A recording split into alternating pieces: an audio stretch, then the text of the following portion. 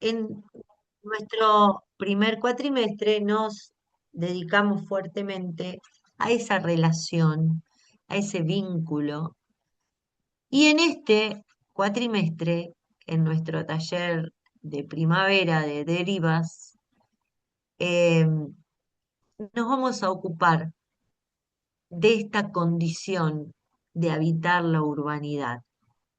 Estamos en Santa Fe, ¿se acuerdan que para los que estuvieron con nosotros, empezamos el año con esta imagen, que son estudiantes mirando a la reserva, el sitio en donde nos encontramos, sin lugar a dudas, y esto es eh, absolutamente personal, el mejor lugar que nos puede tocar para estudiar, para reflexionar acerca de cómo podemos mejorar nuestro hábitat.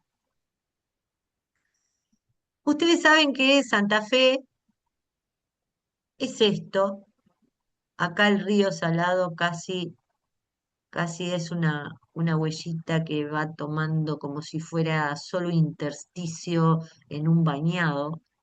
Ya sabemos de la presencia y de la voracidad de ese río, los que conocemos y hemos vivido en la ciudad cuando desbordó.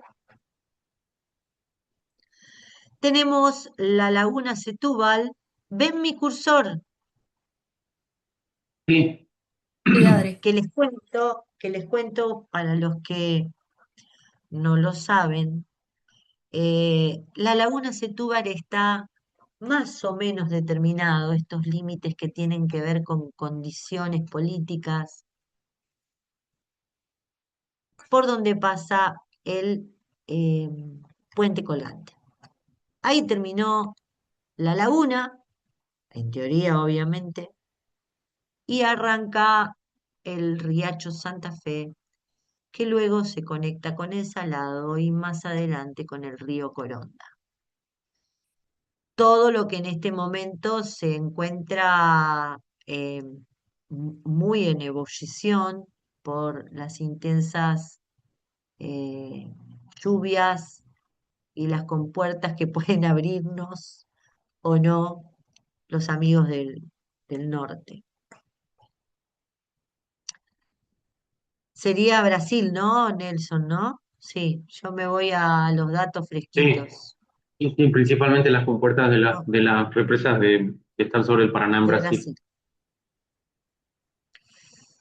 Entonces decimos, tenemos un 70% de agua en un territorio, 70% de agua. ¿Por qué? Porque el territorio es este. Nosotros decimos, che, esta es Santa Fe, tomá, esto es Santa Fe, pero esto también, todo es Santa Fe. Santa Fe es una ciudad humedal que llega al río de distintas maneras, para que más o menos y rápidamente se ubiquen. Esta es la zona del puerto, esa suerte de boomerang, ¿sí? Es Alto Verde, La Boca y me falta uno, ¿quién me ayuda? Los barrios que conforman lo que Con Santa Fe la, como... con las Tinés, No, forma no, parte no, del no, departamento, la capital. Ah, pensé que estabas no, hablando no, de no, quiénes sí. formaban. Yo estoy hablando solo, esto que estoy marcando es solo Alto Verde. Pero Sí, decía, comentaba esto, ¿no? Que Alto Verde es como nosotros lo llamamos. Gracias a, también en lo personal, gracias al trabajo que hacemos de extensión y y de nuestro PACE, que es otra investigación que hacemos con otras instituciones, me enteré de que hay varios barrios ahí adentro, que no es el único, pero para la ciudad de Santa Fe, esta es la isla de Alto Verde, ¿sí? Está el puerto y está como la trama de la ciudad va llegando a este primer borde que es planificado y que tanto ha cambiado en los últimos años. Ya vamos a ver fotos en el desarrollo del trabajo. Esto que les decía de la unión del Riacho Santa Fe con el Río Salado, estamos aquí en esta imagen. Es muy, eh, es muy predominante en lo que se ve del desarrollo de la cuadrícula de Santa Fe, la ubicación del barrio San Jerónimo, que también eh, lo llaman el barrio erróneamente Centenario, bicentenario, Fonavi Centenario o Fonavi San Jerónimo en realidad. Fonavi Centenario, no, el barrio se llama Fonavi San Jerónimo,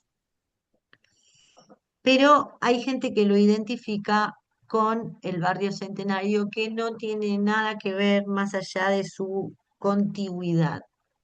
Esto es un barrio que ha sido diseñado muy lejos de aquí, en España por el Tony Díaz, un arquitecto renombrado, reconocido y quien, eh, y bueno, mandó su proyecto, nunca vino a la ciudad de Santa Fe a ver qué onda, cómo se construía lo que él había diseñado allá, sin lugar a dudas, para otra cultura, para otra idiosincrasia, para otra forma de vida, ¿sí?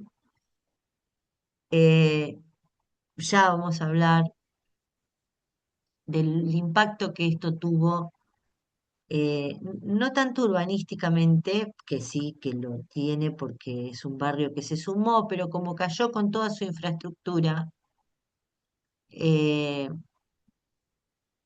los problemas fueron otros. Y bueno, y esto quería mostrarles cómo la ciudad, decimos un 70% de agua, tengan en cuenta que estamos rodeados por ríos con diferentes regímenes de crecidas y con una franca continuidad hacia el norte de nuestro territorio, digamos. Y este es el paisaje. La ciudad llega al río así, ¿eh? Te juro. Llega al río así, tuvimos la posibilidad. Llega al río con una costanera armada, con un borde artificial, con un borde cultural, con algo que ha sido pensado, en algunos casos más, otros menos, eh, pero eh, la ciudad llega al río así, y esta es la proximidad que el río tiene, por ejemplo, al casco histórico de la ciudad, que estaríamos más o menos, a ver, por acá. ¿Es así, Nel? Así es. Muy bien. Pregunto al Nel porque es nuestro historiador.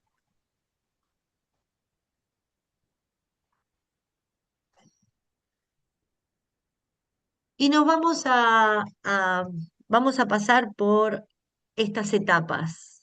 Vamos a tener un primer momento de ambientación, que es en donde estamos, en donde más allá de presentarnos, nuestras preguntas van a estar enfocadas acerca del, nuevamente, el pensamiento proyectual, porque es algo que eh, va mutando con nuestra disciplina y, y va enriqueciéndose con otras disciplinas. Y en esta oportunidad vamos a profundizar acerca de las dimensiones de la proyectualidad y de las nuevas formas de habitar. Nosotros pasamos por una pandemia que nos enfrentó a la cruel realidad de que los espacios públicos no estaban a la altura de las circunstancias para generar el encuentro.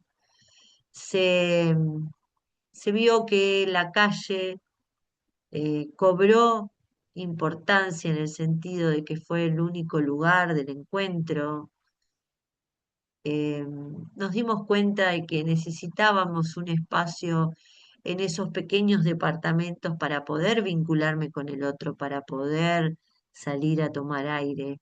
Eso nos puso frente a una situación de amplia reflexión. Además de esto, una conciencia mayor acerca de lo que es cuidar el hábitat, de la sostenibilidad, de la sustentabilidad, de encontrar un diálogo franco y permanente con nuestros paisajes, ¿sí? Y de saber que el sujeto necesita identificarse con su entorno, ¿sí? Y, y vamos a tomar en este momento de ambientación al cine como un instrumento que nos permite reflexionar, eh, no solo en los modos de vivir, sino en cómo esta apropiación de los espacios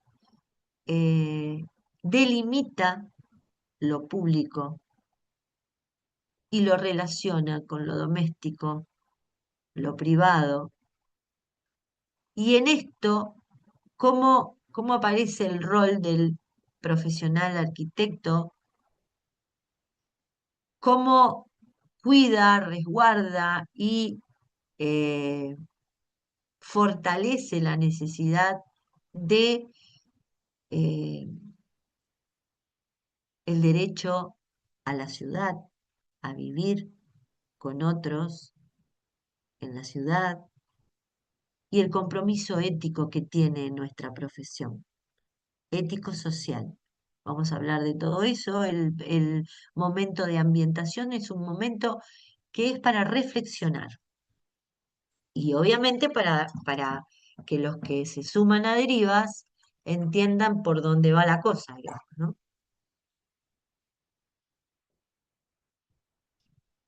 Si bien todo esto es un proceso de proyecto, es un proceso de diseño, ¿sí? Nos pasamos a un momento proyectual, que va a estar más cargado y orientado al tema que vamos a desarrollar, que va a ser la resolución de un anteproyecto de arquitectura, equipamientos culturales públicos y residencia individual y colectiva. Si bien este es el foco temático que vamos a desarrollar, para cada uno de los niveles vamos a modalizar una práctica que tenga en cuenta el grado de profundización y de complejidad propia del nivel que están desarrollando. Por lo tanto, no vamos a tener un programa. Va a haber 3 programas diferentes, con 3 complejidades diferentes, pero atendiendo a la necesidad de que todos comprendamos el mismo cuerpo teórico, ¿sí? Se modalizan las prácticas. Y esto va a estar acompañado de algo que Rodo también lo tiró en su presentación, de docentes que van a trabajar en pares pedagógicos. ¿Esto qué implica? Que desde el comienzo reconocemos a la ciudad como un sistema y por lo tanto ofrecemos docentes que van a trabajar a la par, trabajando, van a trabajar trabajando, van a trabajar con acciones, ¿sí?, que enfaticen la necesidad de que las partes de este proyecto estén conectadas. Queremos garantizar un seguimiento docente acordado que ayude y, e invite permanentemente a la negociación, a la reflexión y a la construcción de saber colectivo. Ya vamos a presentar los pares, ya saben quiénes somos, después van a saber cómo trabajamos, cuando leamos las listas y todo eso. Este momento proyectual tiene dos instancias, una analítica, donde nos vamos a meter de lleno no solo en el sitio, sino en el tema. Y aquí, tanto para el sitio como para el tema, va a ser muy importante la comparación, la crítica reflexiva que nosotros podamos hacer junto al análisis de antecedentes. Ustedes van a ver que vamos a proyectar en terrenos que son vacancias en este momento, detrás de la estación de trenes de la estación Belgrano, ¿sí? Ya vamos a ver imágenes para los que no sepan de qué estoy hablando. Creo que todos, porque ya tienen un cuatrimestre en la ciudad. Y vamos a buscar antecedentes, vamos a tener una hermosa clase que nos va a contar cómo está la apropiación de estos espacios, cómo en la apropiación de estos espacios el, el sujeto, el habitante, como dice Pablo Stuttgart, eh, hace propio y configura espacios, independientemente de cómo estos espacios habían sido concebidos. ¿Eh? Hay una refuncionalización de la que nos va a hablar Nelson, y hay toda una expectativa y una potencia del espacio que como antecedente contamos con todas las investigaciones que el año pasado, ¿no es así, Fede? El año pasado, ¿no? Se realizaron en relación a un concurso de ideas que tuvimos en la FADO, ¿sí? Un concurso de ideas que formó parte del desarrollo de algunas cátedras. Esta instancia analítica va a pasar por el manejo de la matriz, que también hoy vamos a hablar porque está directamente relacionado con las dimensiones del proyecto. Es una matriz para los que no estén con nosotros, que condensa de alguna manera las indagaciones, las preguntas que nosotros nos hacemos acerca del espacio social, del espacio existencial y también del espacio arquitectónico en las diferentes escalas o focos. Nos preguntamos en función a distintos acentos, ¿sí? ¿Qué podemos hacer acerca, en este caso, de la ciudad y de estos nuevos programas que les invitamos a recorrer? Vamos a tener actividades de mapeo, como les dije, actividades que tienen que ver con el establecer pautas y premisas de diseño como para marcar un panorama de deseos que genere distintas otras y permanentes preguntas, ¿no? Para luego pasar a la instancia propositiva. Y acá toda la carne al asador. Acá vamos a desarrollar el proceso de diseño de nuestro anteproyecto, ¿sí? Vamos a esas premisas, esas primeras ideas se van a transformar en premisas, vamos a empezar a espacializar. Si bien la maqueta conceptual arranca desde el trabajo que ustedes van a tener que hacer extraáulico hoy, ¿sí? Ya arrancamos con maquetas, ya arrancamos con distintas mediaciones expresivas. En este momento le vamos a poner especial hincapié a la eh, preformalización, a ese cartón con el que jugamos desde el primer día para ver para ver cómo estas ideas, estos deseos empiezan a materializarse en tensiones, en remates de espacios, en envolventes curvas, en envolventes planas, oblicuas, etcétera. También vamos a tener, como les dije, y como también avanzaron mis compañeros, una instancia de PE.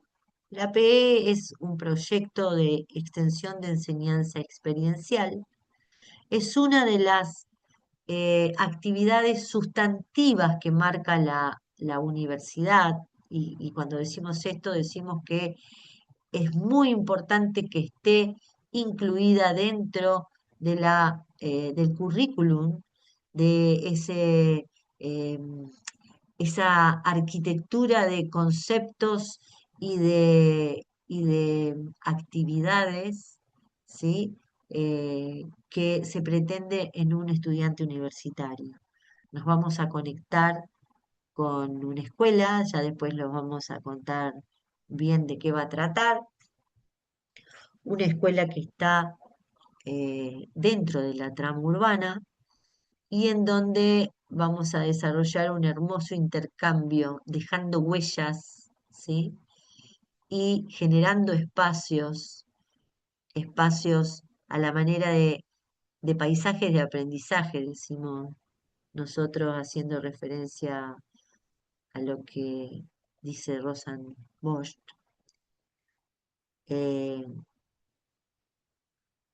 Estos espacios que están pensados para que promuevan eh, el análisis, promuevan la reflexión, promuevan la construcción nuevamente de saber colectivo. Esta PE viene siendo ya, viene, viene desarrollándose. El nombre es El Camino Mural, huellas fenomenológicas y existenciales del hábitat y el habitar. Vamos a tener ahí un montón de cosas. Vamos a seleccionar un grupo que nos va a acompañar en la experiencia. Somos un montón, vamos a ver quiénes quedamos. Esto es más hacia la maduración de nuestro cuatrimestre. ¿Está hasta acá? Acá más o menos es lo que pueden esperar de nosotros. Nosotros siempre esperamos más de ustedes, esa es la realidad. Pero nosotros más o menos vamos a rondear en estos contornos, digamos. Lo que tiene de positivo esta cátedra, que sumamos el emergente, así como encontramos actividades eh, para esta suerte de suturas en este contexto. También tomamos del contexto todo lo que pasa y tratamos de convertirlo para el proceso de enseñanza-aprendizaje, para que sume a nuestro proceso de enseñanza. Y nosotros en el primer cuatrimestre ya hablamos de la arquitectura y el pensamiento proyectual. Pero ahora le vamos a dar un girito que tiene que ver con una, en algunos casos sutil, en otros no tanto, diferenciación entre el pensamiento proyectual y el conocimiento proyectual. Este es nuestro taller adentro, afuera. Y si algo nos compete en el ciclo básico, en estos 4 niveles en donde ustedes se encuentran, es que tenemos que introducirnos al conocimiento proyectual. Y en este momento es cuando todo parece más o menos lo mismo, ¿no? Pensamiento proyectual, pensamiento, proyectualidad, como si teniendo presente a estos dos conceptos podríamos eh, determinar un campo de conocimiento, ¿sí? El campo de conocimiento proyectual.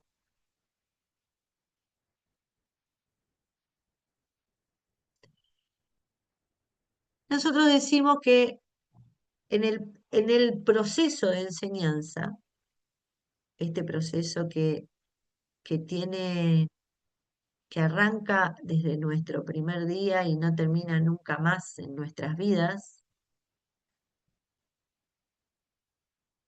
las acciones tienen que ver con el saber, el pensar y el enseñar.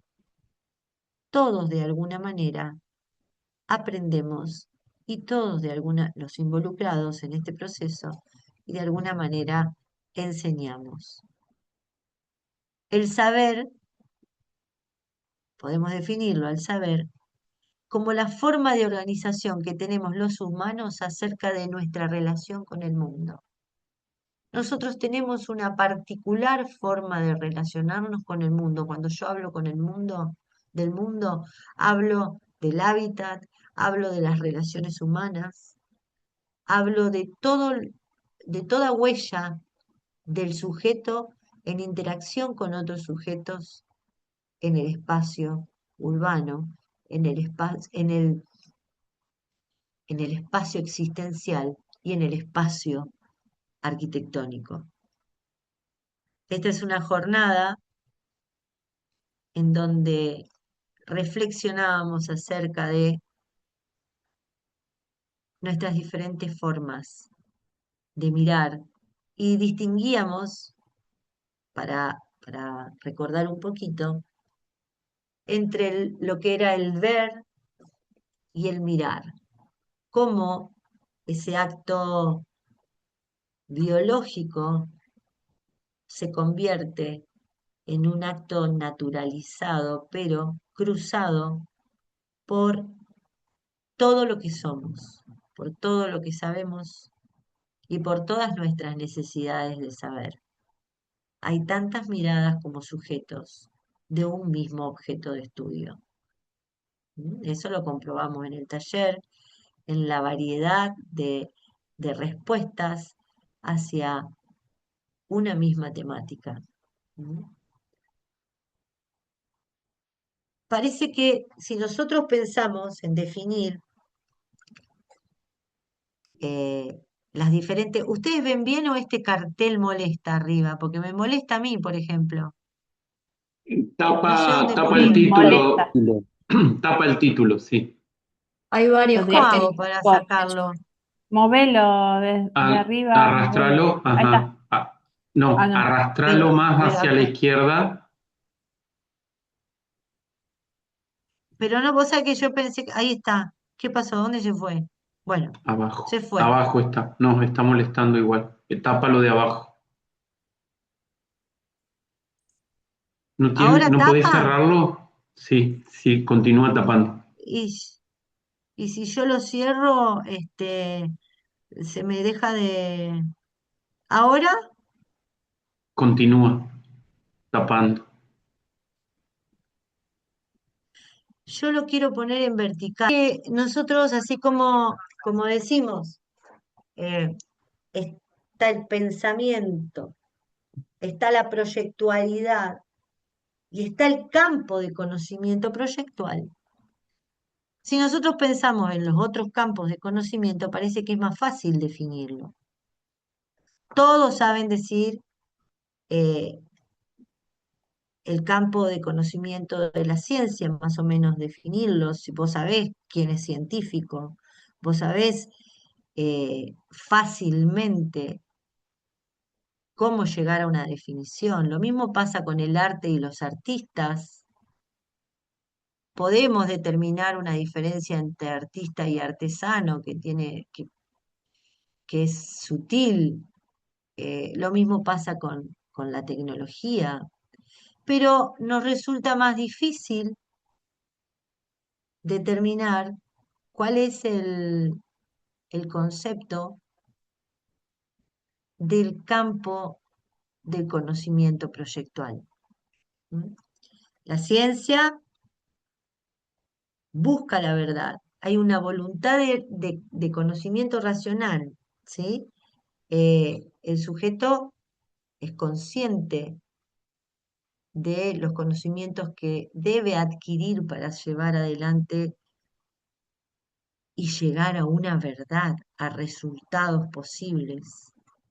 El arte tiene que ver más con la expresión, con el vínculo sensible con el mundo y los procedimientos de la tecnología en la búsqueda de la eficacia, la firmeza, la sostenibilidad, todo lo que hace a la tecnología aplicada al habitar. Es mucho más sencillo definirlo. Pero ¿qué diríamos si nosotros, esto por ejemplo, hablamos, y esto también estuvimos profundizando un poquito más el primer cuatrimestre, cuando hablamos de los procedimientos de la ciencia, hasta cambia la mediación expresiva, buscamos la exactitud, lo medible, lo cuantificable, podemos determinar anchos, podemos determinar dimensiones, tenemos una clara determinación de los puntos cardinales, de cómo se van estructurando los espacios. Empiezan a formar parte otras disciplinas como la geometría, perdón, la geografía, eh, otras instrumentaciones que pasan del ámbito de los procedimientos tecnológicos que son aplicados a los procedimientos de la ciencia y medimos y establecemos límites, establecemos bordes jurisdiccionales, trazamos rutas, ¿sí? Generamos el entretejido para la ciudad.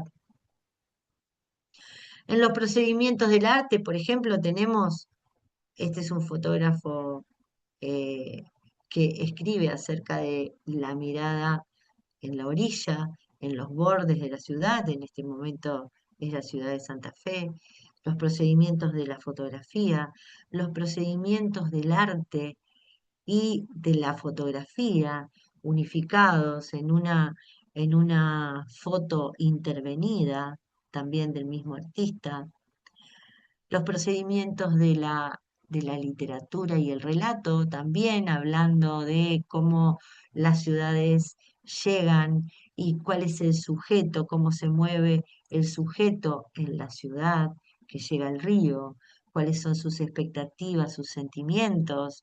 Juan José Saer escribe sobre todas nuestras costas. Los procedimientos del cine, esta película que, que tiene como protagonista también un objeto arquitectónico, la Casa Curuchet, que se encuentra en La Plata.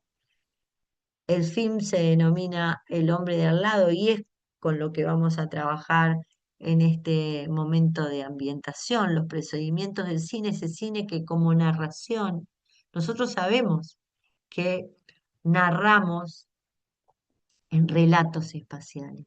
Bueno, el cine, el relato cinematográfico nos enfrenta crudamente con lo que es el espacio existencial, el espacio habitable, vivible y casi confirmando situaciones de diseño, ¿sí? Un pasito adelante, nos muestra cómo esa idea formó parte de la vida de los que lo habitaban al espacio.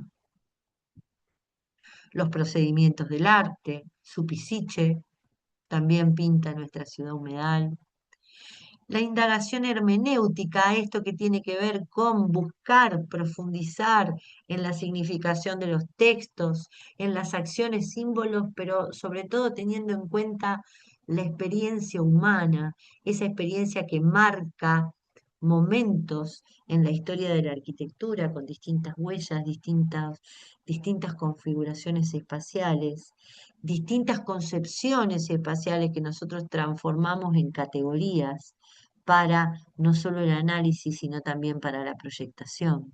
¿Se acuerdan cuando hablamos de las edades del espacio y nos referimos puntualmente a cómo cada uno de los espacios de la historia del hombre en el universo, en la Tierra, ha marcado una forma determinada de vivir y de materializar sus espacios, ¿no? De dar respuestas a sus necesidades de época, de idiosincrasia política, cultural, social, económica.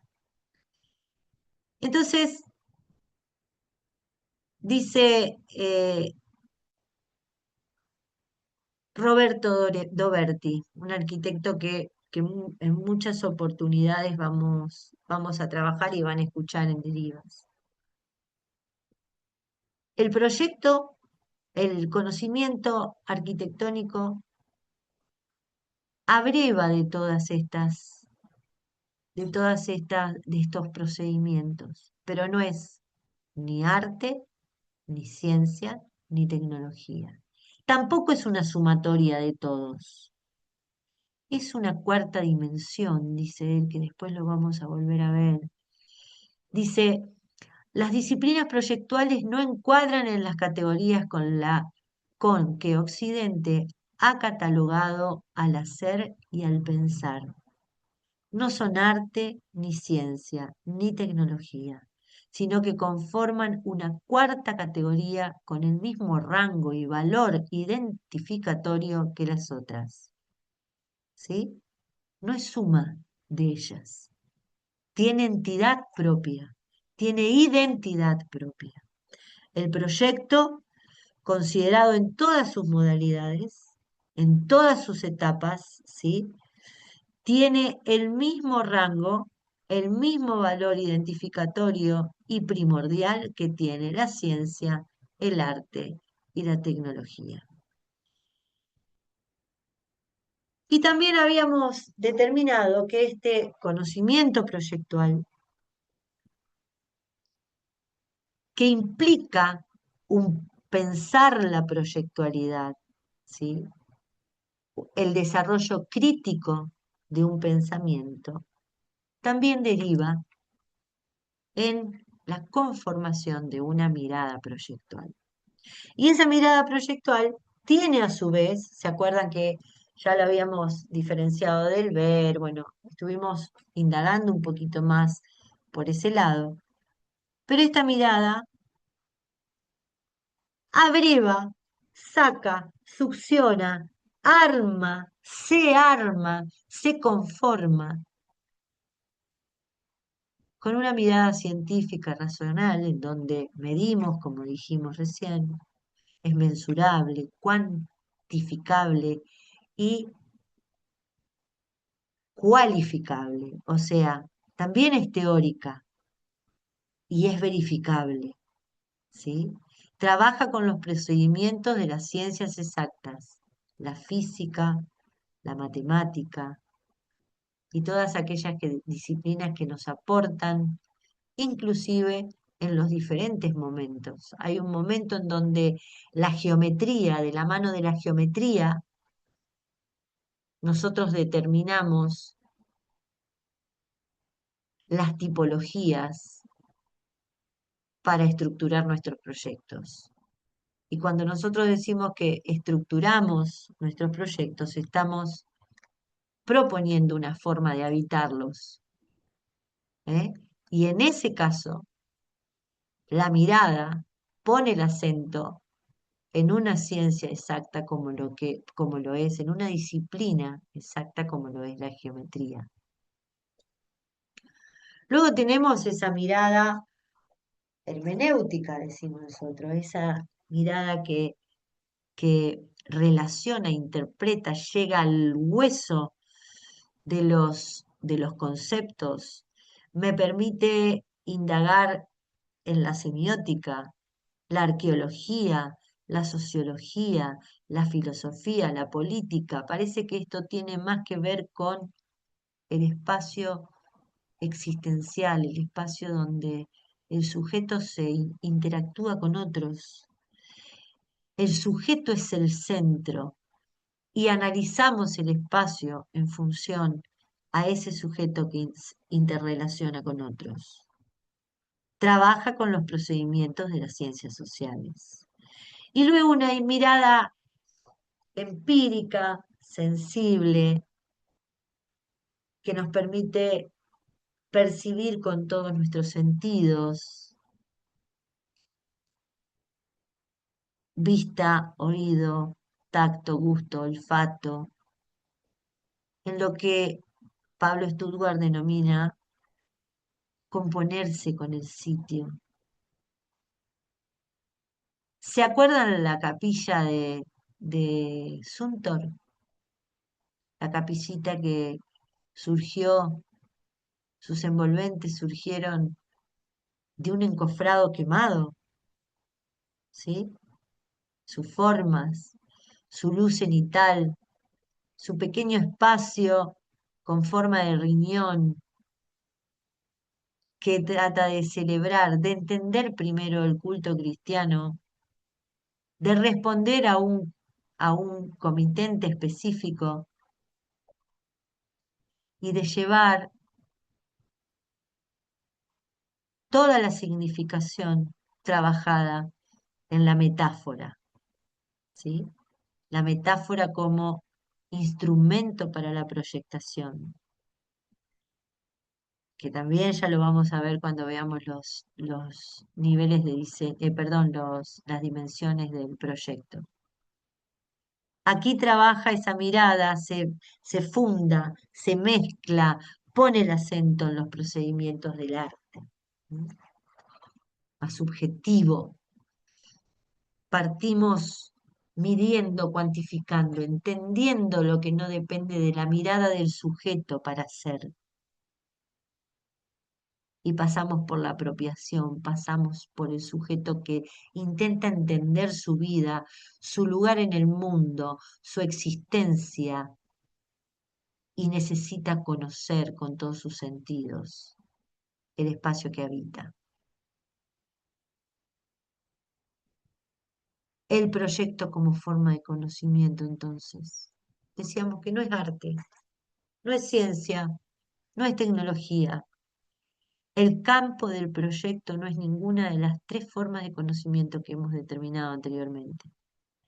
Pero resulta imposible no pensar en estas dimensiones cuando intentamos definir lo que es el conocimiento proyectual, ¿no es verdad? Entonces, ¿cuál es el sentido del proyecto? ¿Por qué lo tomamos como, como objeto de estudio al punto que cambia el nombre de las asignaturas en un nuevo plan de estudio, que es el eje temático común a las disciplinas de diseño? ¿Cuál es el sentido del proyecto? ¿Qué disciplinas forman parte o comparte el área del proyecto como objeto de problematización? ¿Cuáles son los objetos de problematización entonces de este campo? Si podemos definirlo como una entidad con sus bases y sus contornos específicos epistemológicos, ¿cuáles son los objetos sobre los que problematiza este conocimiento? Entonces hablamos del sentido. Esto está deliciosamente tratado, lo hemos conversado, lo hemos reflexionado. Pero esto de que el sentido de algo sea la anticipación, algo que desconocemos, es lo que llena de riqueza este proceso. Que sea un proceso, que intervenga el tiempo en el desarrollo y en la maduración. Que estemos proyectando, dice, es imaginar lo ausente, todavía no está, siendo consciente de esa realidad que no existe y a la cual le daremos entidad. Nosotros vamos a crear algo para alguien del que comenzamos sospechando cuáles son sus condiciones y su forma de apropiarse de los espacios, de lo doméstico, de lo cotidiano, en el caso de la vivienda, por ejemplo. Por eso decimos que toda la acción del hombre es proyectual.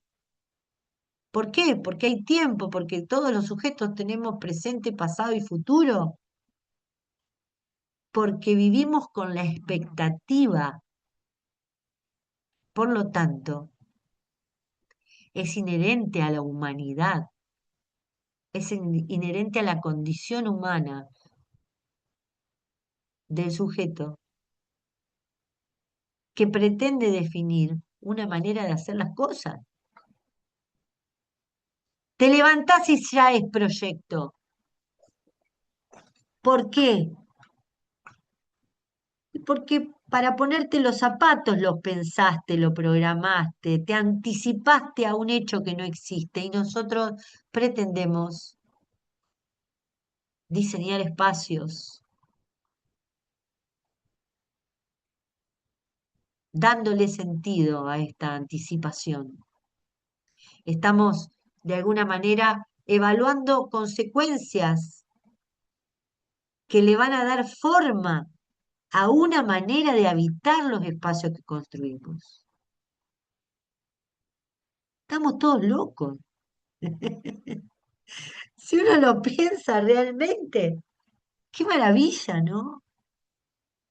Qué maravilla que además esto fue en la historia de la arquitectura, o sea que algo de éxito debemos tener dando respuestas a una cultura, a una forma de habitar, ¿no? Proyectar un mundo habitable encima, ¿no? Encima de todo, tiene consecuencias para una sociedad. El hacer arquitectura hace ciudad. Esto también es una bandera dentro de Derivas. ¿Por qué? Porque consideramos a la ciudad un gran sistema. Ya hablamos de que la ciudad, a la manera de un papiro, se escribe y se reescribe. Y que además de esto, podemos tomarla como un hipertexto. ¿Por qué? Porque explota, porque trasciende, porque se vincula con lo próximo, con lo lejano, con lo inmediato, con lo cercano.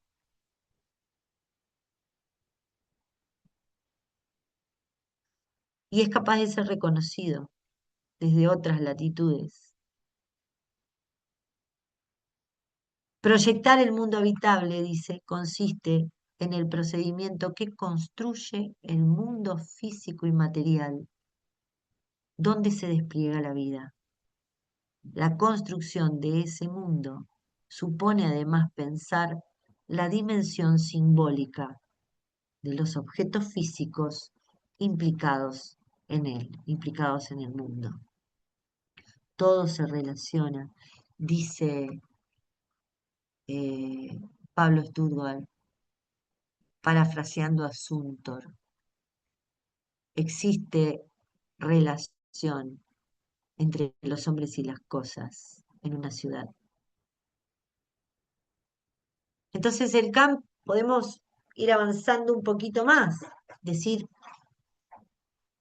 que esto de de preguntarse tiene que está relacionado directamente con el saber, con lo que estamos desarrollando, ¿no? El campo de proyecto está constituido a partir de dos interrogaciones. La ciudad como escena física, cultural, material, donde transcurre la vida, como pauta, como soporte. Y la construcción material como operación técnica y simbólica. La construcción material, le damos forma a sentidos, deseos, necesidades.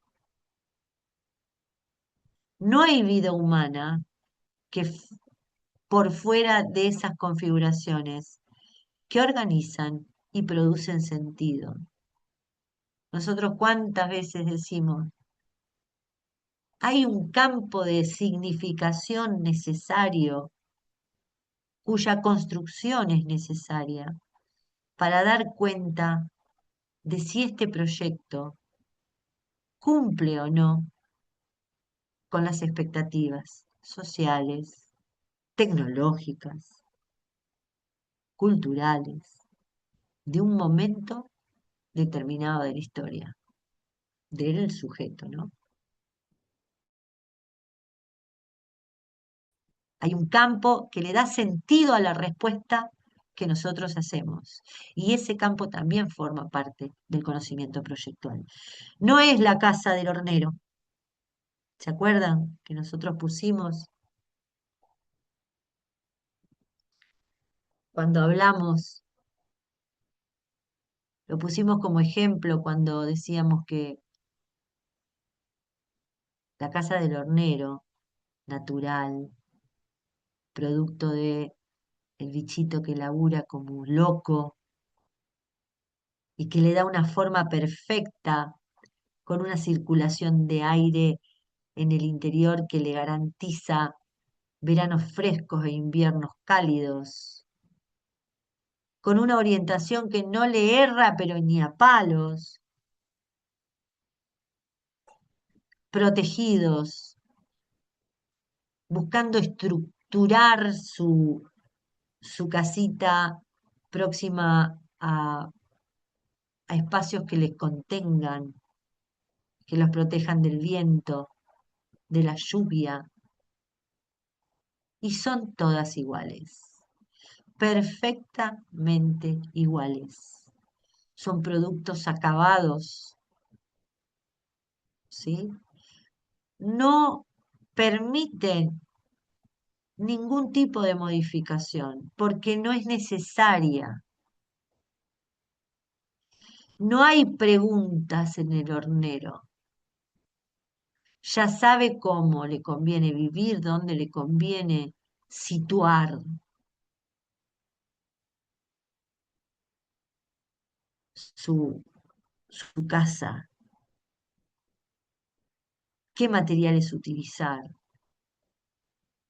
Sabe el diámetro de la abertura, sabe el giro de la curva que hace el, el, el tubito para meterse y cuidarse.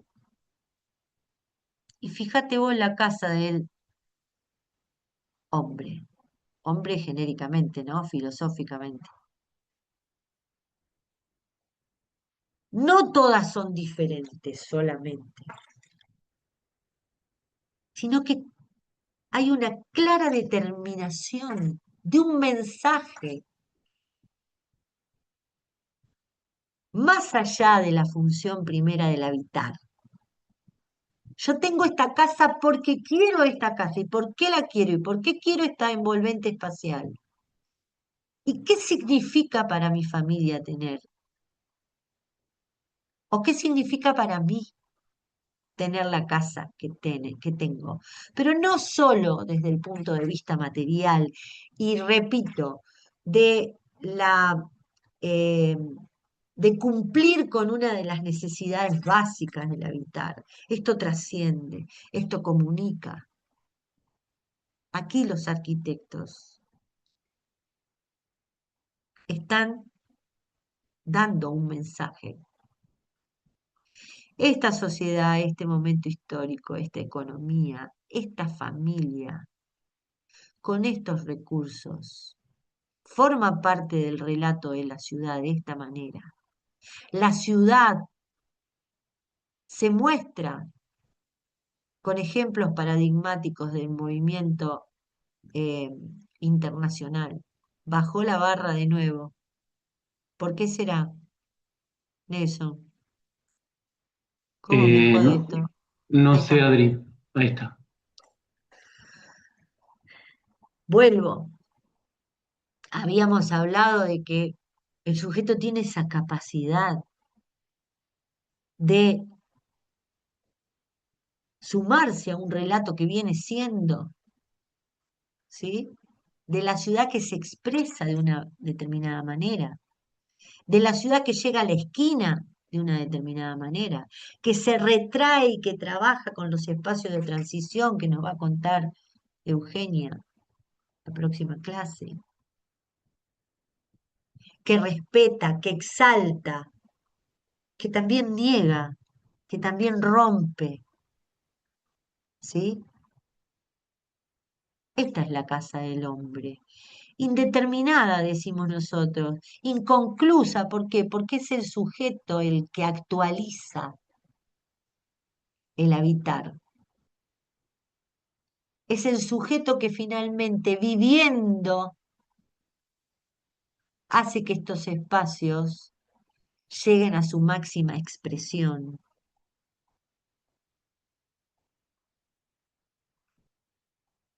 La casa del hombre es perfectible. La casa del hombre debe sensibilizarse a las características, condiciones, idiosincrasias de quien la habita, en el mejor de los casos, ¿no?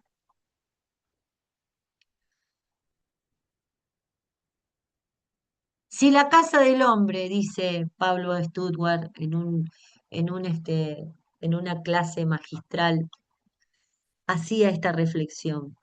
Si la casa del hombre, en el sentido del mundo que se habita, ¿no? El mundo, estamos hablando de la mayor de las escalas, fuera como la del perfecto hornero, no serían necesarios los arquitectos ni los diseñadores.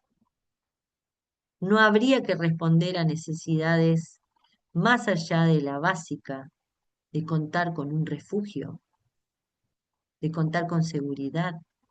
En definitiva, y como siempre, el reino de lo humano, en el reino de lo humano, el asunto no es la casa, sino el hombre. Nuevamente el acento está puesto en el sujeto como sentido del proyecto. ¿Sí?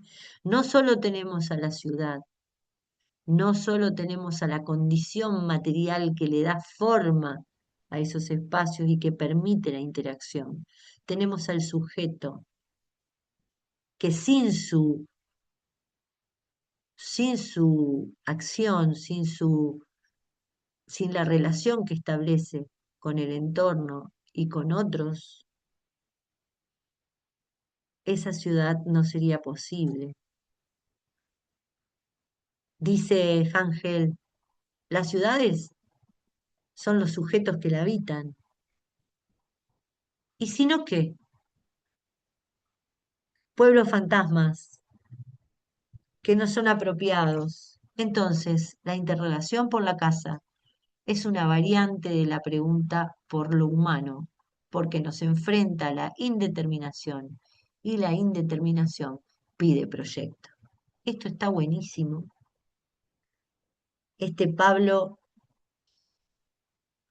no puedo decir que cada día está mejor porque ya no escribe mucho más, pero escuchar sus reflexiones en la actualidad eh, llena de sentido nuestras prácticas. Escuchamos voces que nos resuenan como equipo.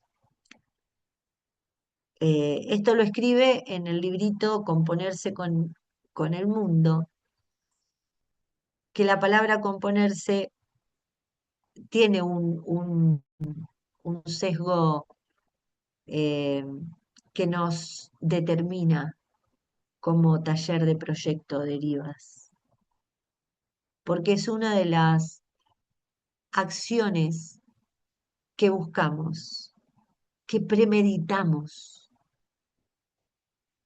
que es una exigencia para el reconocimiento, para la investigación y finalmente para proyectar una arquitectura situada,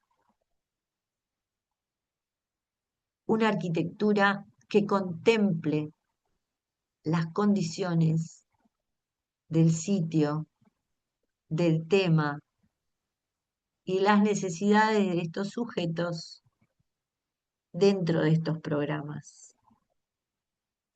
La casa del sujeto es un quilombo, dice, ¿sí? La casa del sujeto es una problematización, porque es indeterminada, imperfecta y requiere en cada situación de un proyecto. Yo no puedo, a ver, por cierto, hay conjuntos de viviendas, que se hacen de una misma manera para eh, paliar una necesidad de un grupo, de una comunidad. En ese caso el acento está puesto en otro lado. En ese caso el acento está puesto en una carencia, en una urgencia, darle espacio, cobijo, protección, lugar de trabajo para aquellas personas que no lo tienen. Nosotros arquitectos tenemos que sensibilizarnos a las problemáticas del espacio donde habitamos y construimos. Y en ese sentido, también el arquitecto tiene presente esa necesidad específica para ese comitente específico. El conocimiento proyectual, decimos,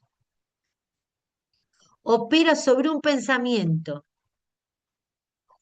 una posibilidad de creación de un futuro material, donde el hombre imagina el mundo. Esto no existe. Trabajamos sobre un pensamiento, sobre algo que opera con todos nuestros sentidos y que tiene un lugar físico en nuestro cuerpo.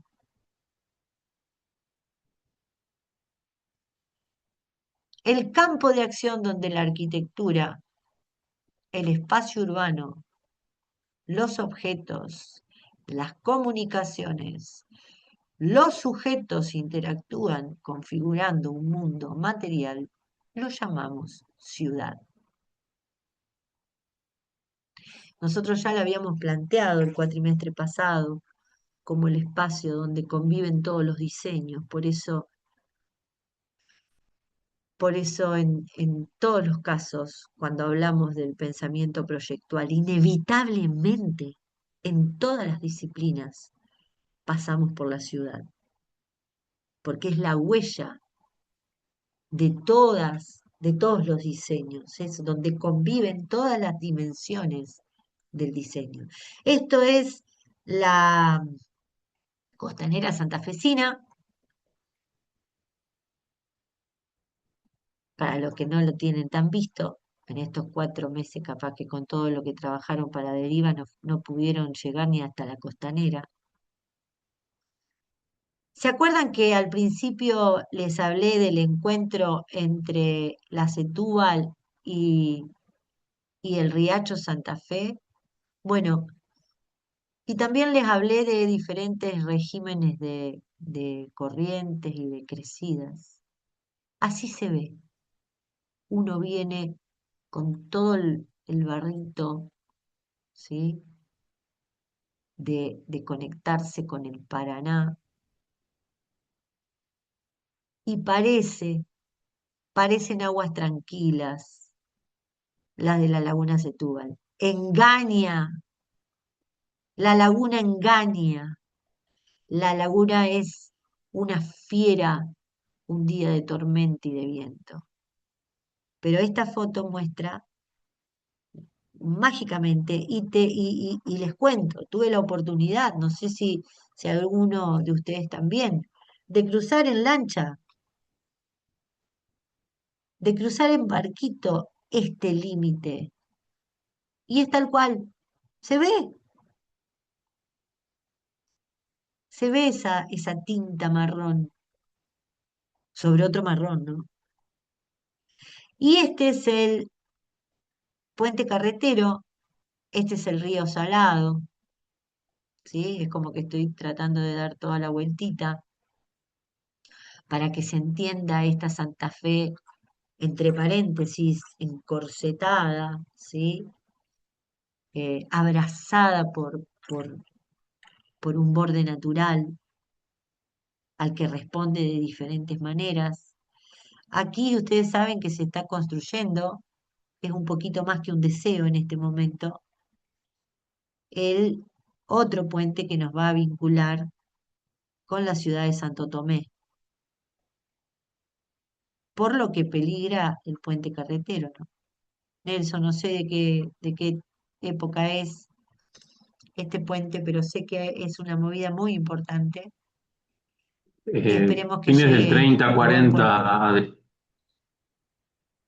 Imagínense todos esos años siendo la única posibilidad, ¿no? Porque después vino la circunvalación y la posibilidad de llegar por ruta, ¿no, Nelson?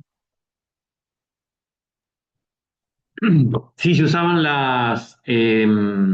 hasta que tuvimos incluso el puente colgante, perdón, el túnel subfluvial del año 69 y se utilizaban balsas, que todavía está la balsa. Pero estamos cruzando a Santo Tomé, no a Paraná. No sé qué puente hubo antes. Tendríamos que buscar un historiador de Santo Tomé. No, no, yo te decía si este creo que fue el único, De fines del 30, eh, sí. este, este puente, sí. Lo demás apareció con la circunvalación. Igual que tenemos para ir hoy que mostrabas Alto Verde, igual que para ir a Alto Verde, tuvieron el puente de Palitos, que hoy Está todavía, está está ahí, como huella histórica, digamos. está como con mucho peligro de derrumbe, porque recién a fines de los 90 se hizo el puente de concreto que está hoy. Pero sí, ese es el tema de que vivamos entre aguas, ¿no? Siempre tenemos que ver cuáles son nuestros vínculos. Bueno, seguimos. El pensamiento proyectual, el conocimiento proyectual, implica saber, pensar y transmitir. Y acá se pone más jugosa la cosa porque estamos hablando de enseñar, ¿sí? De lo que dijimos antes, de que partíamos de la base de que todos estamos aprendiendo, ¿sí? Ese es el sentido de el taller como metodología de trabajo. Entonces podemos intentar una definición del conocimiento como saber es la manera en la que la relación que tengo con el mundo aparece como una percepción directa. Ese saber es consciente. Es la manera en que la relación que tengo con el hábitat, con el mundo, con otros sujetos, me aparece como percepción directa. Es lo que percibo del mundo.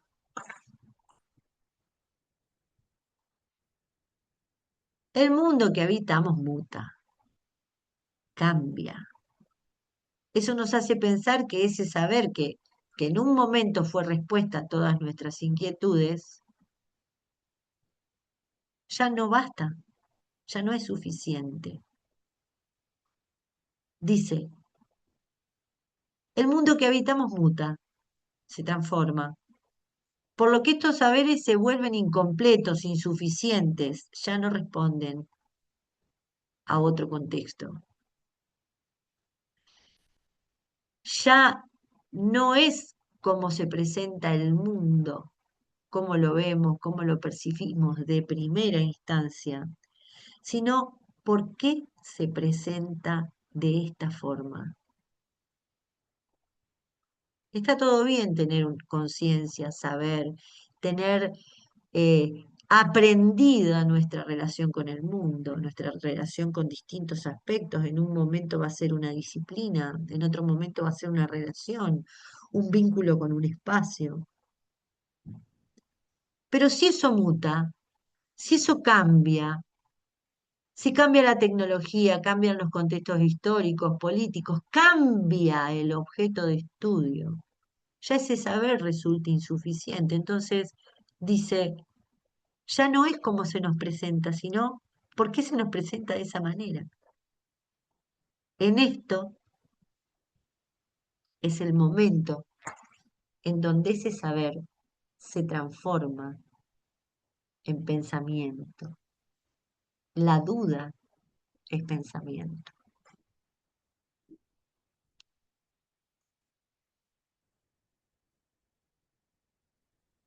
Tener dudas, plantearlas, es de alguna manera problematizar, que es algo inherente al proyecto. El preguntarnos, el poner en relación una realidad con otra, es pensar. El pensar y el saber son acciones propias de la cultura humana, son, son condiciones inherentes a la humanidad. Entonces, utilizar los saberes aprendidos, ponernos en duda y volver a pensar sobre lo que aprendimos, sobre las posibilidades que tiene eso que aprendimos, sobre las modificaciones que tiene eso que aprendimos en un mundo que muta, es el proceso necesario para la construcción del conocimiento. Poner en crisis, preguntarnos acerca de lo que sabemos, esa necesidad que genera la duda es el pensamiento, es la acción de pensar. Y poner en crisis y volver a pensar es lo que nos hace construir conocimiento. ¿Se va entendiendo? ¿Están vivos? Sí, sí. Bautista, menos mal. ¿Ves? Bajó la cosa de nuevo y no sé por qué.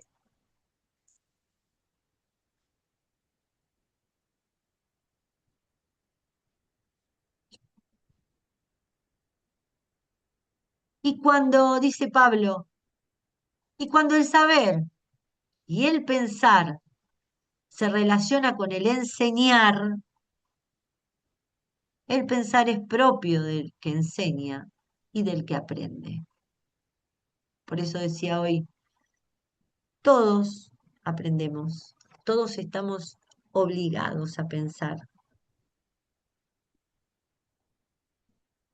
El pensar no puede transmitirse, es un verbo, es una acción propia de cada sujeto. Dice Pablo, solo puede transmitirse su condición, es decir, el lugar desde donde pensar.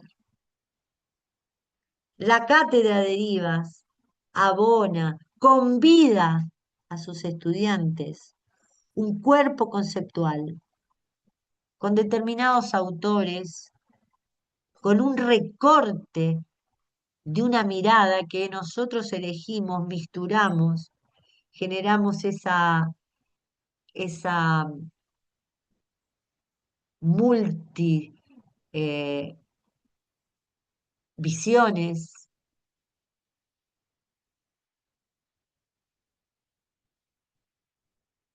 pero no podemos transmitirles el pensar, ¿sí? eso lo tenemos que generar.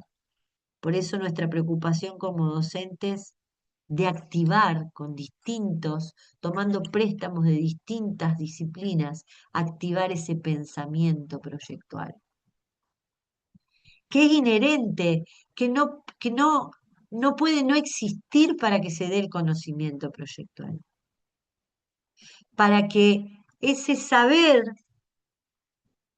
que se enseña se transforme en saber aprendido y luego experiencial, ese saber que se lleva a la práctica y que nos permite proyectarnos, planificar otras posibles respuestas a diferentes problemas.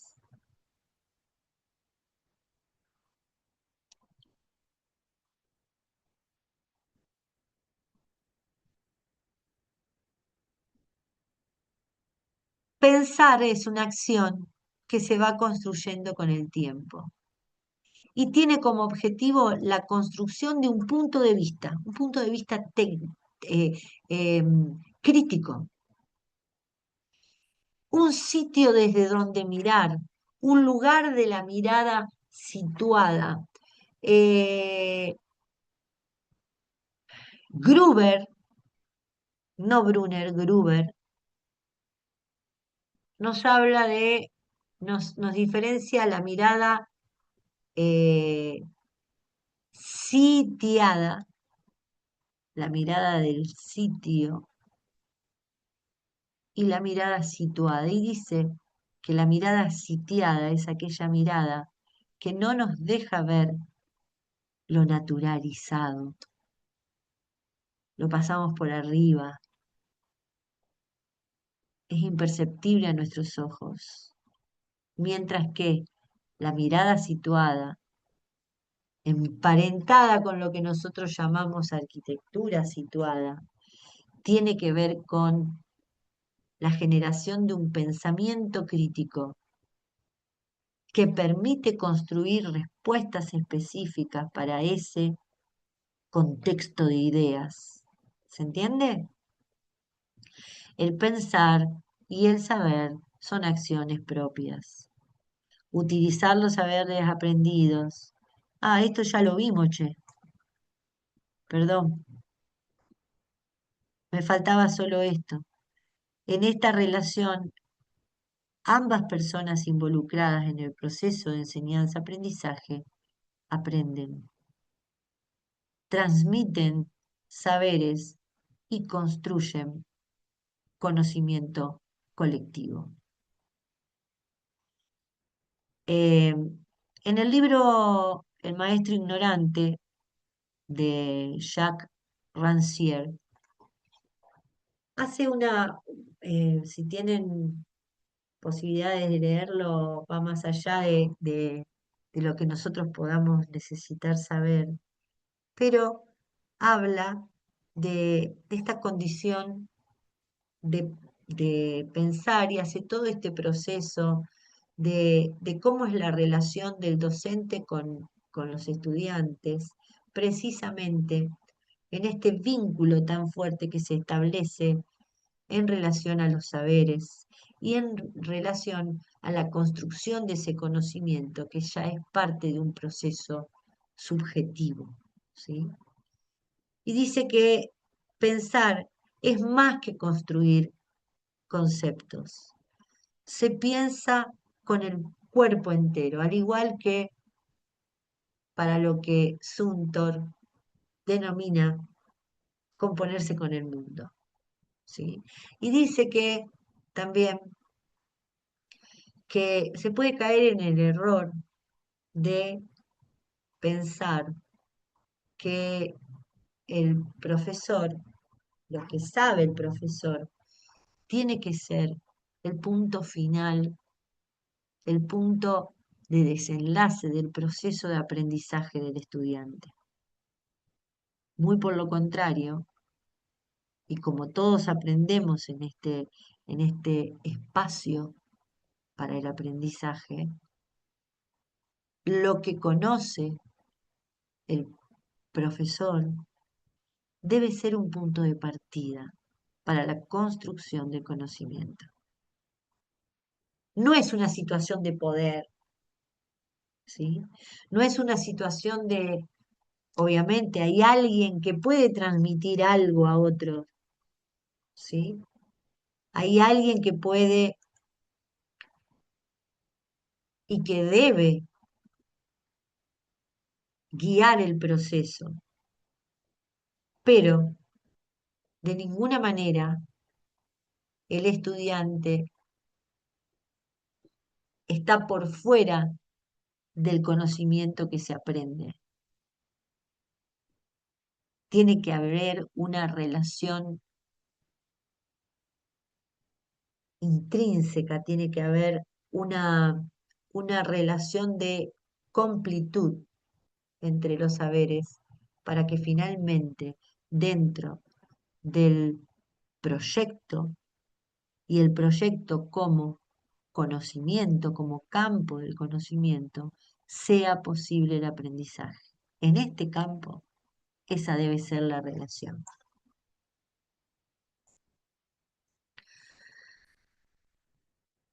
Y si avanzamos un poquito más y pensamos en la mirada proyectual que definimos como esa mirada situada, esa mirada reflexiva que me permite trascender la imagen en sí misma, podemos decir que la imagen del mundo es una construcción.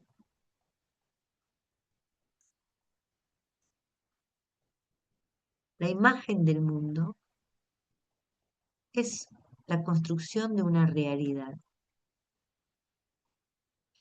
Y podríamos filosofar 14 días pensando en qué es lo real y qué es la realidad. Pero tenemos algunas certezas de que cuando nosotros hablamos de la imagen de la ciudad y se viene un próximo teórico, para algunos será repaso y profundización, para otros conceptos nuevos, categorías de análisis para el espacio urbano nuevas. Cuando nosotros hablamos de una imagen, hablamos de la construcción de una realidad. Lo real, eso natural, está muy lejos de ser asequible, de ser eh, posible de tomar. Siempre tenemos una percepción de lo real. Si yo te muestro esta foto, es Santa Fe. Vemos el puente ahí, también es Santa Fe, diría yo.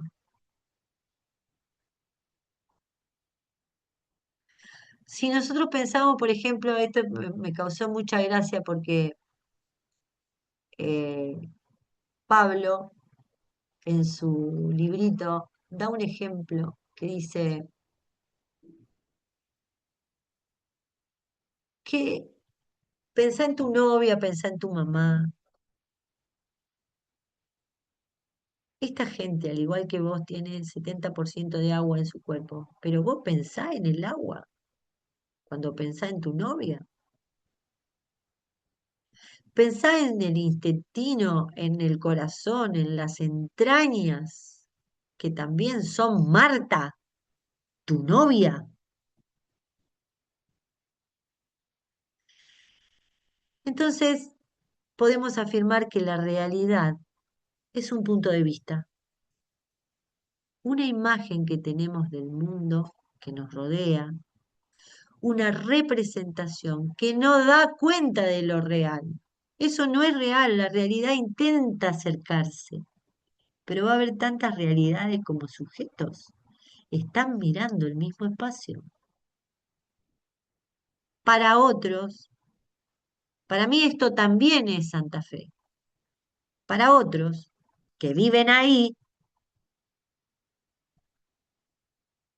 hablan de mi Santa Fe, mi lugar.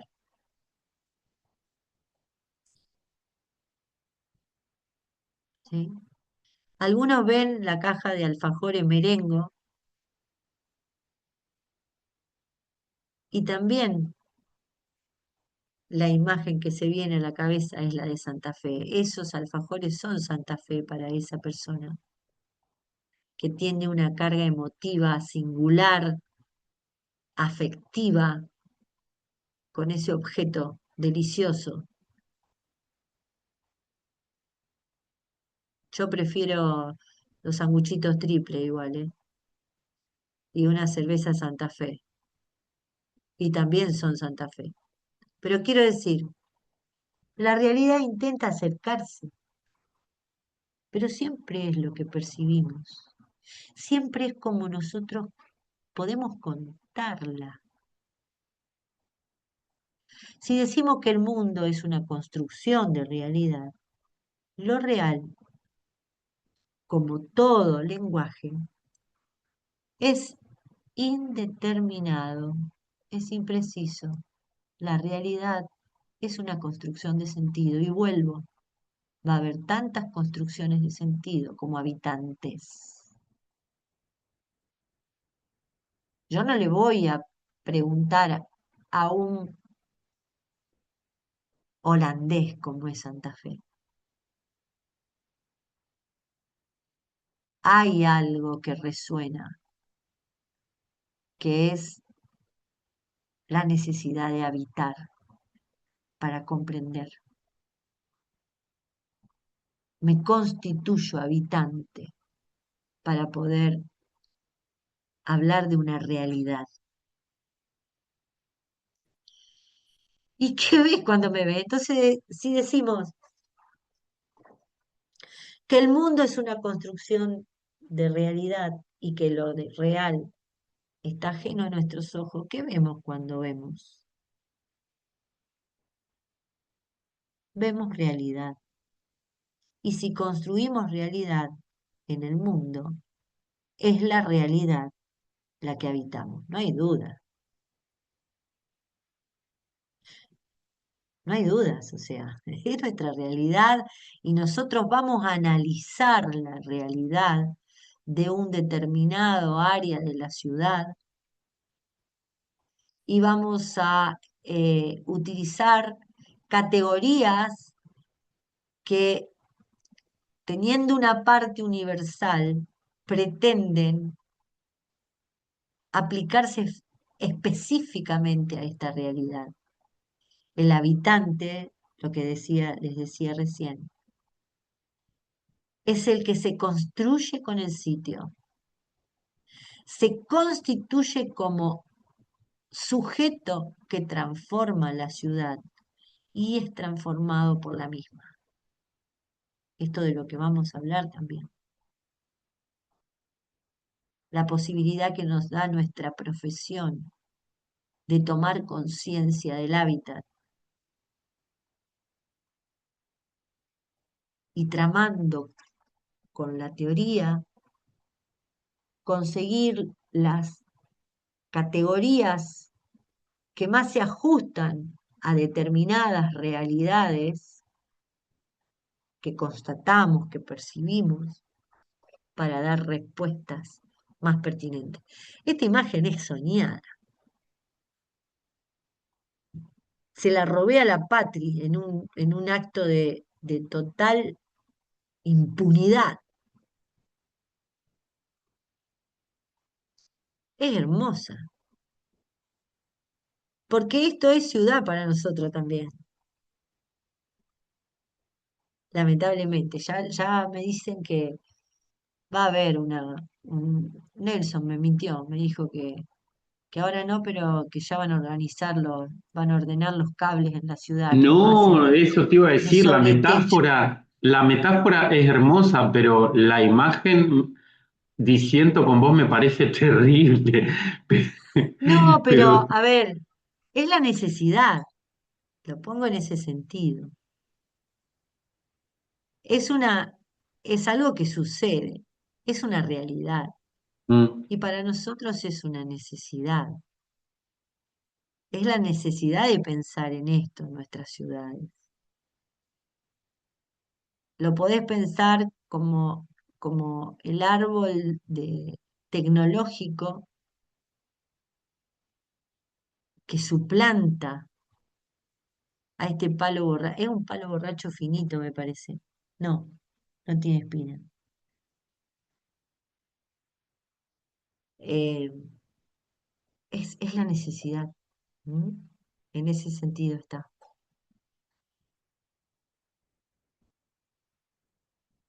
Y si fuéramos concluyendo esta parte del análisis, podríamos decir que, y volviendo a esa necesidad de vincular al proyecto con el conocimiento y de preguntarnos cuáles son los objetos de estudio, podemos concluir diciendo que la ciudad es el primer objeto de problematización en el campo del proyecto y en el campo del conocimiento proyectual, agregaría. Porque está relacionada con la vida humana, porque es el mundo material y simbólico, físico y cultural en el que habitamos y porque concierne a toda disciplina que componga este campo de hacer y de saber del ser humano. Esta es una imagen bellísima que también robé con total impunidad, pero que aparte de que marca una atmósfera espectacular de nuestra costanera, habla de esto de la ciudad también como soporte de todos los diseños, ¿no? De todos los niveles del diseño. Ah, mira, se me corrieron. Y el otro objeto, es la condición material. ¿Cómo aparece? ¿Cuáles son las mediaciones expresivas? ¿Qué media entre el sujeto que habita y el mundo? Es el segundo objeto de problematización. ¿Cómo? ¿Cómo hace la ciudad? ¿Cómo aparece? ¿Cómo va? La ciudad es la condición material y expresiva del relato urbano. Esta es nuestra hermosa Santa Fe. Miren lo que ha crecido. Obsesivamente me regala estas fotos. Miren lo que es esa luna. Nunca lo vi. Lindo al edificio. Mirá, hermoso que está ahí, al lado de nuestro puente.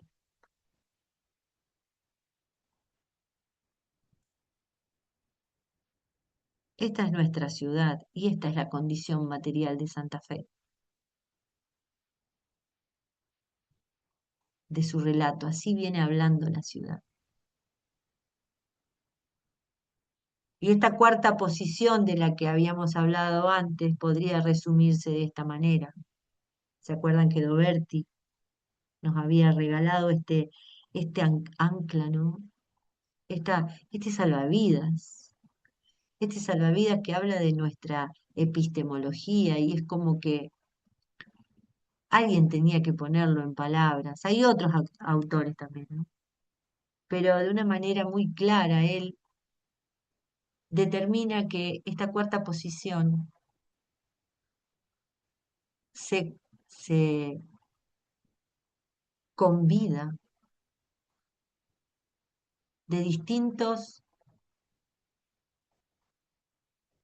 campos del conocimiento y cómo opera la ciencia en el proyecto. Se establece como la voluntad de conocimiento racional. Hay una voluntad de saber, hay un deseo de saber, ¿sí? De encontrar verdades, de encontrar campos de significación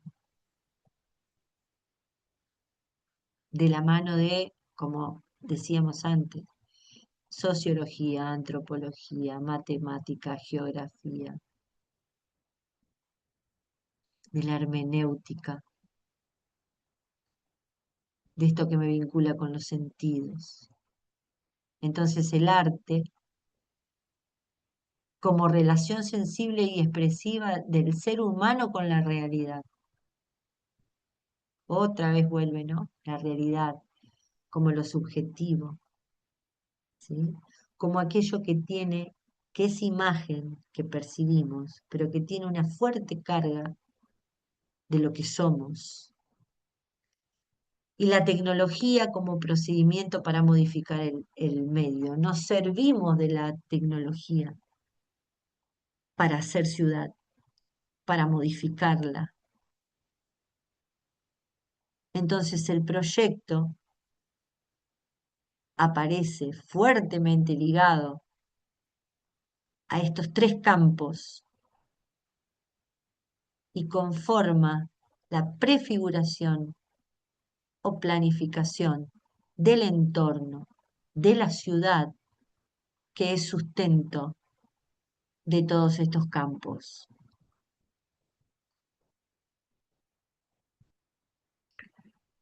Entonces decimos que situamos a lo proyectual en el campo de lo cultural, como un problema expresivo y poético, como una instancia de intercambios de sentido a partir de la construcción, reconocimiento y manipulación de códigos.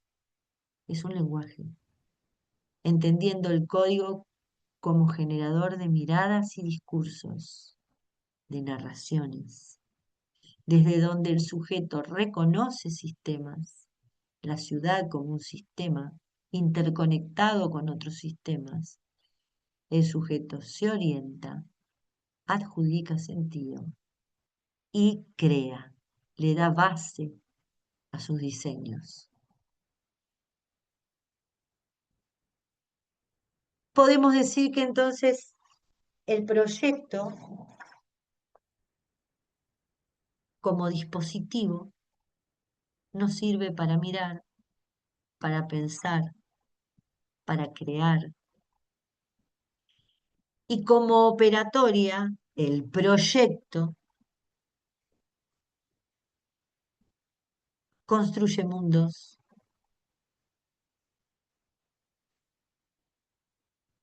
constituye sentidos. Estaba pensando en una palabra que tenga más que ver con crea el sentido, configura el sentido, ¿sí? Justifica el sentido y construye realidad. Y nosotros en arquitectura tenemos en el taller, perdón, hemos creado en el transcurso de toda nuestra historia como cátedra una matriz conceptual operativa que nos va a tomar una clase más adelante para determinarla en todas sus partes, pero que hoy, a manera de recordatorios para algunos y de picadito para saber de qué va, porque estamos próximos a la ida del sitio y los que recién se incorporan tienen que leer como si fuera, no te puedo decir la Biblia porque algunos no sé, no sabrán ni que existe, pero ¿cómo sería? Como ir al baño. Eso lo hacemos todos. Debe convertirse en una necesidad el cuadernillo para ustedes, chicos y chicas. Sí o sí. ¿Por qué? Porque ahí está un poco esa construcción de sentido, un poco de total, esa construcción de sentido. Van a encontrar todo lo que hablamos hoy, van a encontrar cómo el sujeto se mueve en el espacio a través de la historia, cómo se apropia de los espacios.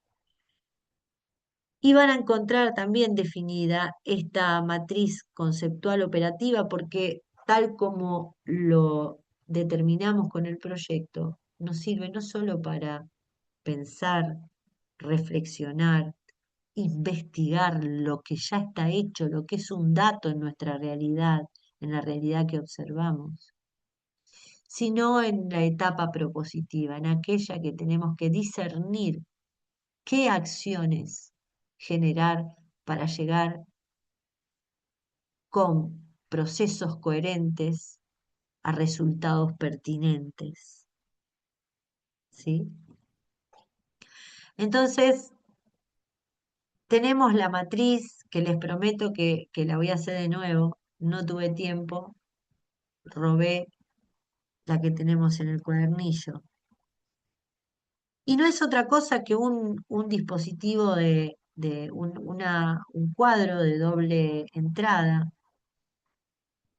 y de doble entrada anunciada, pero la posibilidad de infinitas puertas depende de donde nosotros comencemos nuestro proceso. Por ejemplo, en el análisis, que es lo primero que vamos a tener que desarrollar, el análisis del sitio y del tema que nos toca. Entonces, ¿qué tiene esta matriz? Tiene preguntas. Nos preguntamos y nos preguntamos acerca del espacio existencial y del espacio arquitectónico.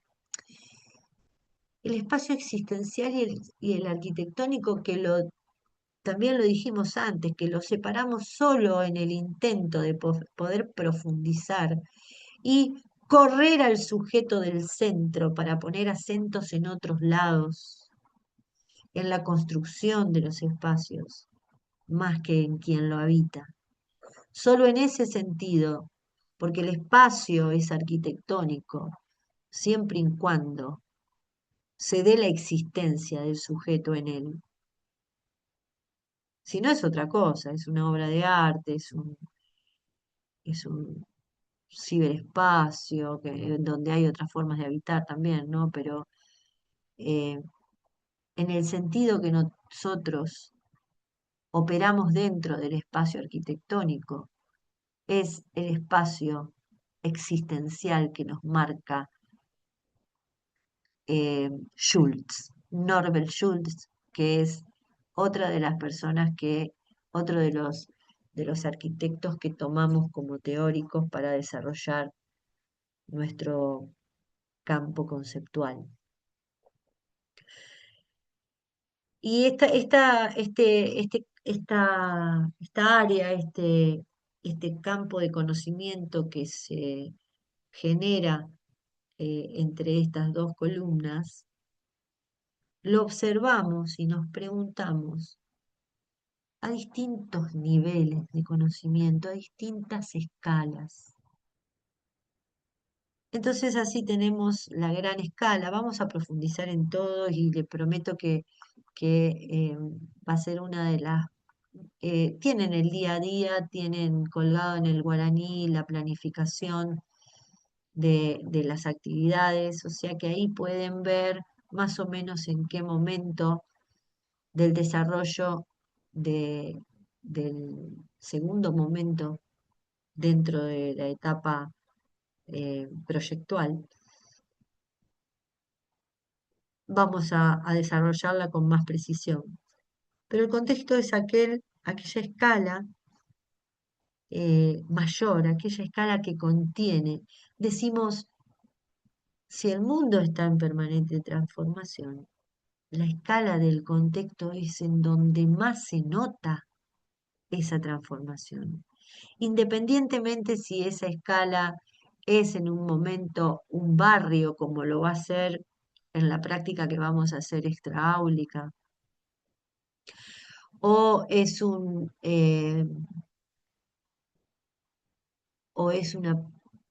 manzana, o es la cuadra de mi casa, o es la plaza generacional. El contexto es en donde aparece el relato de la ciudad que viene hablando. Y es en donde nosotros nos incorporamos con nuestra arquitectura.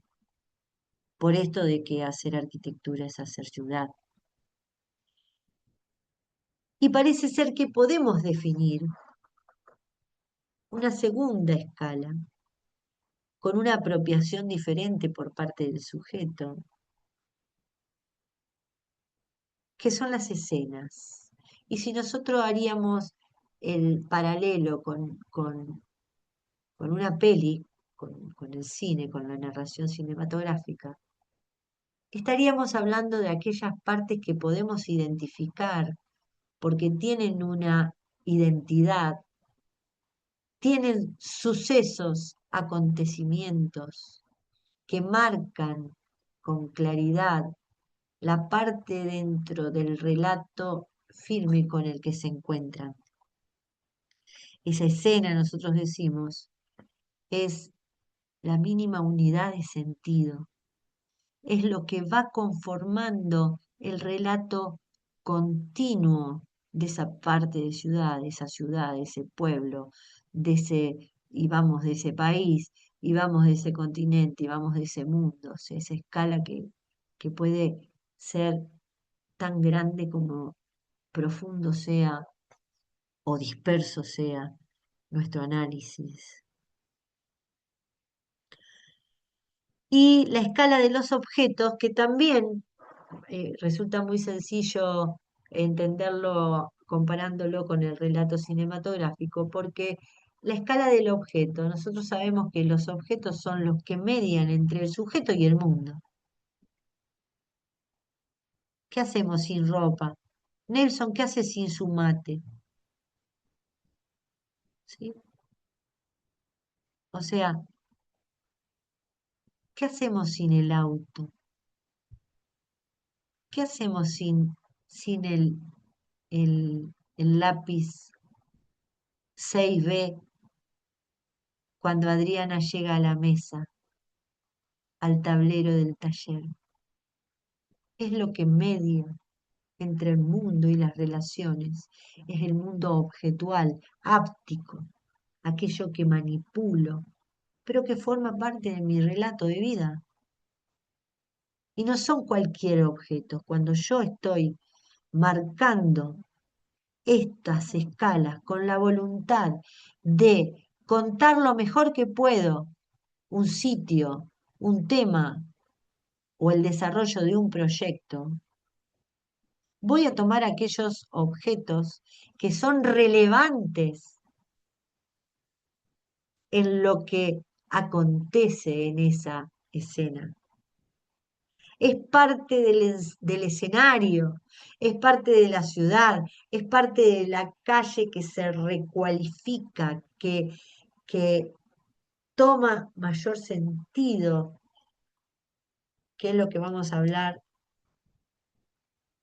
dentro de 2 clases cuando nos metamos en el paisaje y la urbanidad. Todo eso que culpa al sujeto de hacer ciudad maravillosamente. Y en este campo de conocimiento proyectual, en donde se enlazan estas preguntas, estos tipos de espacios, estos tipos de eh, focos que hacemos conceptuales y escalas, focos que hacemos en distintas escalas, podemos encontrar las 3 dimensiones que nos cuentan el proyecto arquitectónico y abrevan al conocimiento proyectual. Hacen, constituyen, conforman conocimiento proyectual. Y este dispositivo se pone y se saca en el momento de proyecto que nosotros queramos. ¿Sí?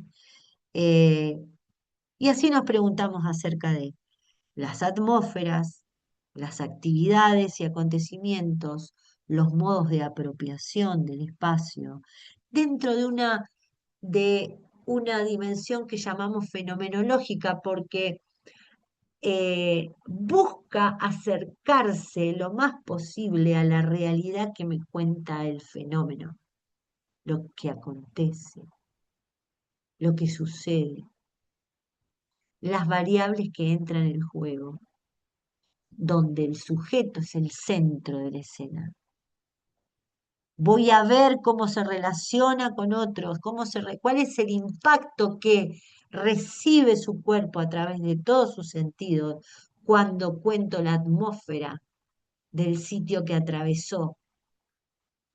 Y voy a hablar de aquello que es moneda corriente en su accionar, es parte de su cotidianidad, o que acontece, que rompe, decimos nosotros, esto que irrumpe, que es diferente. Y cómo los sujetos se apropian de esos espacios y parece ser que configuran espacios también, independientemente de cómo estos han sido concebidos. Luego vamos a la tercera columna. El acento se pone en la dimensión sintáctica y matérica, esto que veníamos diciendo. La materialidad, la materia, la materialización de los espacios como otro objeto de estudio del conocimiento proyectual, ese segundo del que hablábamos, ese que me permite indagar, preguntarme y responderme acerca de cómo son los espacios, cuál es la estructura que subyace, cuáles son los principios que organizan, cómo está acostumbrado el sujeto a dar respuesta. ¿Por qué? Porque acá vamos a hablar de la concepción, de cómo los espacios son, independientemente de cómo los utiliza el sujeto. Y vamos a hablar de textura, de color, de forma, de tamaño.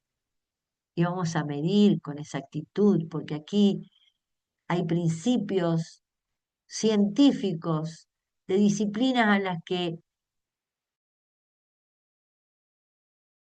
de las que tomamos, como por ejemplo de la geometría, para establecer con precisión cómo son los espacios que el sujeto habita. Pero no voy, suspendo el sujeto que habita un ratito, solo para poder entender cómo yo puedo entrar a las distintas partes de esta matriz